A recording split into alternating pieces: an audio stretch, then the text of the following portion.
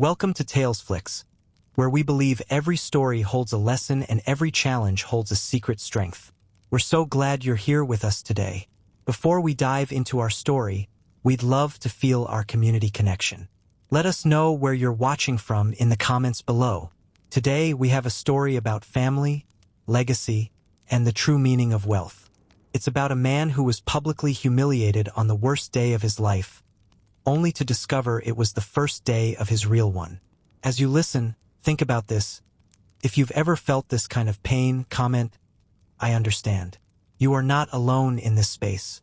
Now let's begin. While my cousins were quietly calculating their new millions at my grandfather's funeral, I stood there clutching a crumpled, thin envelope with a single one-way plane ticket inside. In that sterile, oak-paneled room, they all laughed at me. 6 months later, those same people were on the phone, their voices broken, begging for my forgiveness. My name is Liam Callahan, and I'm about to tell you how the most humiliating day of my life became the start of everything I never knew I needed. But first, let me set the board and introduce you to the players in this elaborate game my grandfather orchestrated from beyond the grave. There was Julian, my older cousin, standing tall in his custom-tailored suit, already rehearsing the confident speech he'd give to the company employees as the new CEO. His sister, Chloe, was barely concealing her giddy excitement behind a pair of oversized designer sunglasses, probably already scrolling through yacht listings on her phone. Their parents, my Uncle Richard and Aunt Eleanor, hovered over the lawyer's desk like vultures who had patiently waited for the feast to begin. And then there was me, the high school history teacher from Cleveland who had driven 3 hours in a 10-year-old sedan that rattled every time I hit the brakes. All just to say a final goodbye to the only person in that family who had ever truly seen me for who I was. My grandfather, Arthur Sterling, built an empire from the ground up. He turned a single, rusty fishing boat into Sterling Industries, a global shipping giant. And every single member of my family wanted their piece of his kingdom. Everyone, that is, except me. I just wanted 5 more minutes to play chess with the old man who taught me that the most powerful moves on the board are always the ones your opponent never sees coming. That funeral wasn't just about mourning Arthur Sterling. It was the day I learned that sometimes the smallest, most insignificant-looking gift carries the biggest secret. And sometimes the people who are laughing the loudest are standing on ground that is about to crumble right beneath their feet. My life ran on a predictable schedule. The alarm blared at 5:30 a.m. every weekday, a sound that had marked the start of my day for the 6 years I'd been teaching at a public high school in Cleveland. The ceiling in my small apartment had a persistent water stain that, if you squinted, looked a bit like the shape of Florida. My life was modest, it was quiet, and it was a world away from the one I had been born into. To be a Sterling, in certain circles, meant something. It meant legacy, private schools, summer homes on the coast, and stock portfolios managed by men in corner offices. But for me, it meant walking away from all of it to teach teenagers about the American Revolution and the Great Depression in a classroom with peeling paint. It was a choice my father, Dennis, had understood. He was the only one who ever did. Dad died when I was 15. A massive heart attack, slumped over his desk while reviewing contracts for his brother Richard's division of my grandfather's company. He had spent his entire life being the responsible one, the quiet pillar who never complained when Uncle Richard took all the credit for his hard work. The last thing he ever said to me was, "Liam, don't let them hollow you out. Your grandfather did that to me." A few hours later, he was gone. My mother, a nurse who worked grueling 12-hour shifts, picked up the shattered pieces of our lives. We learned soon after that Dad had signed away most of his shares in the company to help Richard cover a series of disastrous investments. That was my father, always cleaning up someone else's mess, always believing that family meant sacrifice above all else. My mom never spoke a bitter word, but the look she gave Uncle Richard at my dad's funeral told a story of anger, so deep it didn't need a voice. Grandfather Arthur was an enigma wrapped in a 3-piece suit. He had built Sterling Industries from a single boat he'd bought with his Navy discharge pay. By the time I was born, he was a titan of industry. But the thing about my grandfather was that he didn't believe in giving. He believed in earning. Every birthday card came with a $20 bill and a handwritten note. "Make this worth more. The only time he ever seemed genuinely interested in me was during our Sunday chess games. It started after I won my school's tournament when I was 10. He showed up at our apartment the next Sunday with a beautiful mahogany board and said, "Show me what you've got." He beat me in 12 moves. But he came back the next week and the next, and those games became the silent language between us. "You play like your father," he told me once, his eyes fixed on the board. "Too concerned with protecting your pieces, not focused enough on winning the game." "Maybe I don't want to sacrifice everything just to win," I replied. He looked up, and for the first time, I saw a genuine smile crack his stern facade. "Maybe," he said, a strange glint in his eye. "That's why you're the only one who still interests me, Liam." My cousins, Julian and Chloe, never understood our games. Julian was too busy shadowing grandfather at the office, absorbing the language of profit margins and tax shelters. Every family dinner became his personal TED Talk on market optimization. Chloe, on the other hand, had turned her life into a brand. As a shipping heiress influencer, she documented her glamorous life for hundreds of thousands of followers, posing on yachts in designer clothes. She called it building her platform. In reality, she was just spending grandfather's money while waiting for her real inheritance to kick in. Their parents, Richard and Eleanor, were the hollow center of the family. Richard had climbed to the position of CFO, though everyone knew his assistant did the real work. Eleanor spent her time chairing charity galas, more interested in the society pages than the causes themselves. They lived in a mansion so vast they needed an intercom to find each other. And then there was me, grading papers at a kitchen table I bought at a garage sale, feeling more fulfilled than they could possibly imagine. That was my world before the funeral, before the envelope, before the day everything I thought I knew was turned upside down. Turns out I had been watching the wrong pieces on the board all along. The country club where the will was read felt suffocating. Grandfather had specifically chosen the same oak-paneled room where he'd brokered his biggest deals. The family lawyer, Mr. Harwick, adjusted his glasses. "I want you all to know," he began, "that Arthur was very specific. He reviewed this will 1 week before his passing." Uncle Richard leaned forward, his hands clasped in anticipation. "We understand." Arthur discussed the succession plan with me extensively. It was a blatant lie. Grandfather never promised anything to anyone. Harwick opened the leather-bound folder. "To my eldest son, Richard, and his wife Eleanor, I leave the estate in the Hamptons and the associated investment portfolio." Eleanor gasped, grabbing her husband's arm. "To my grandson Julian," Harwick continued, "I leave Sterling Industries and all its operational assets." Julian shot up from his chair, a triumphant grin spreading across his face. "I won't let you down, grandfather," he declared, already pulling out his phone, no doubt to update his LinkedIn profile to CEO. "To my granddaughter, Chloe, I leave the Manhattan penthouse and the yacht, the Serenity." Chloe let out a squeal. "The penthouse? Oh my God. My followers are going to lose their minds." Then, Mr. Harwick's gaze fell on me, and his expression softened with what looked like pity. "And to my grandson, Liam Callahan, I leave this." He slid a small, worn white envelope across the polished table. The room was silent for a moment before Julian burst out laughing. "Are you serious?" he choked out. "That's it? An envelope?" I took it, my hands surprisingly steady. The paper felt thin, almost weightless. Inside was a single plane ticket. One way, to Tuscany, Italy, departing in 48 hours. Julian snatched it from my hand. "Let me guess, coach class."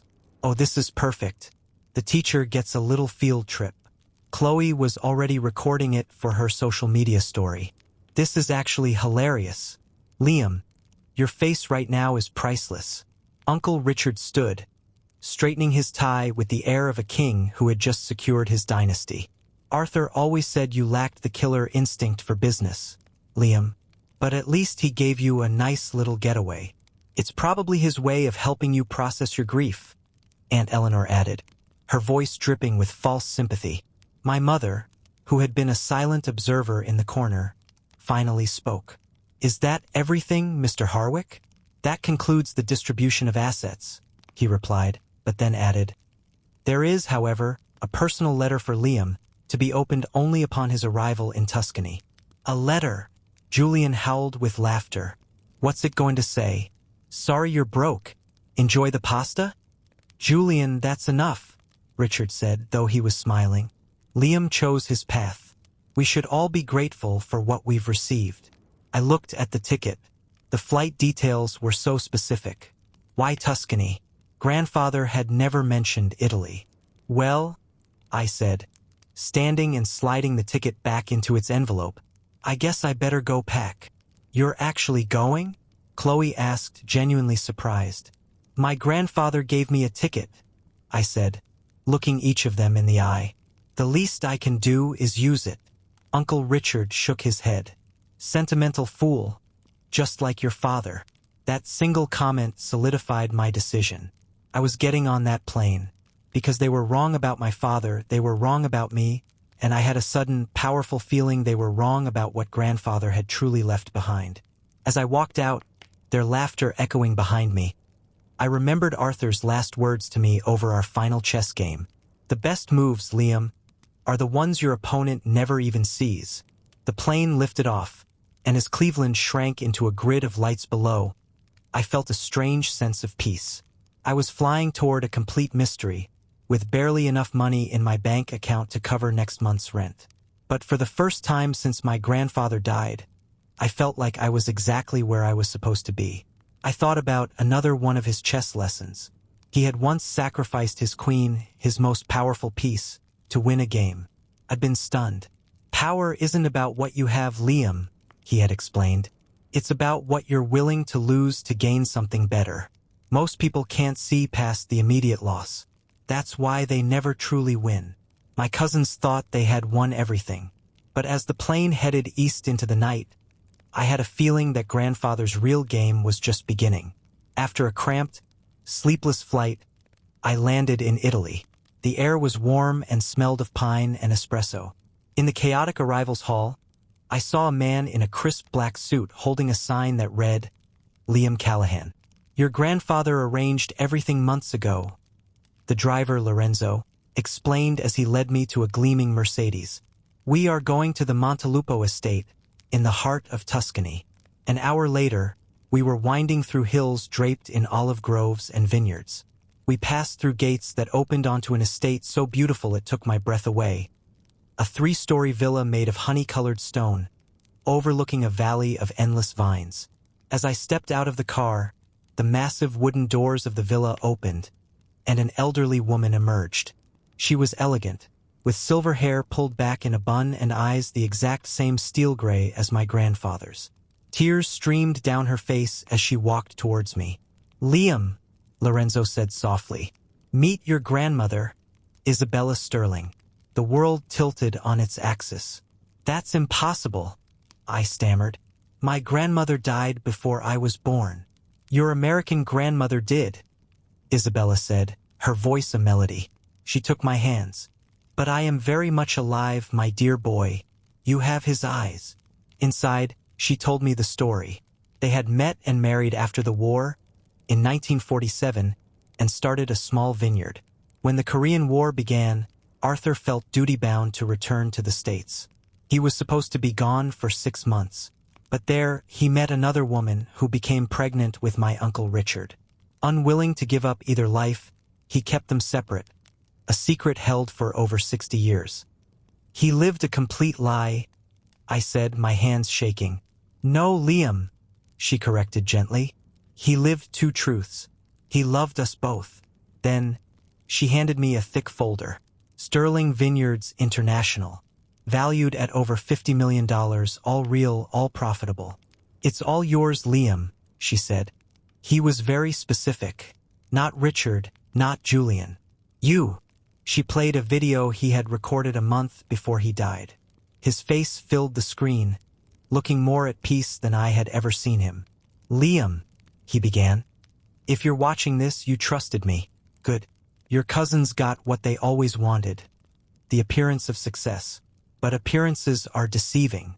Sterling Industries has been bankrupt for 3 years. I propped it up with loans. The penthouse has 3 mortgages. The yacht is leased.